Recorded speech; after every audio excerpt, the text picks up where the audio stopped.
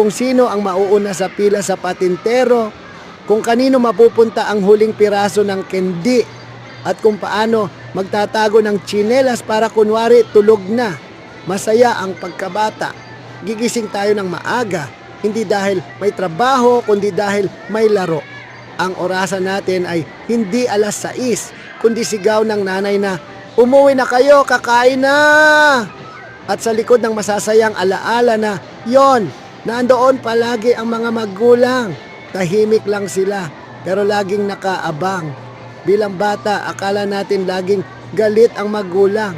Bakit bawal? Bakit hindi pwede? Bakit mamaya na lang? Pero habang lumalaki tayo, unti-unti nating naiintindihan na hindi pala galit ang tawag doon.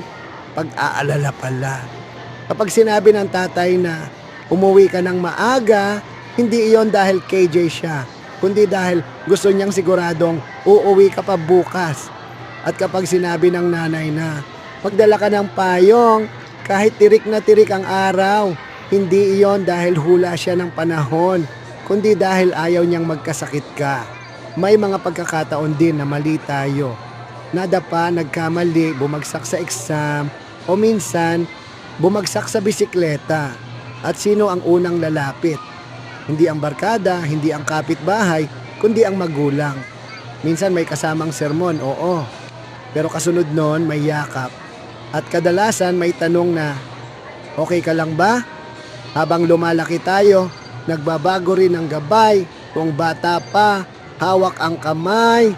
Noong nagbinata o nagdalaga, mata na lang ang nakatingin. At minsan, hindi na sila nagsasalita. Tinitingnan na lang nila tayo habang natututo tayong tumayo sa sarili nating paa. Nakakatawa isipin na noon, ayaw na ayaw nating pinapagalitan.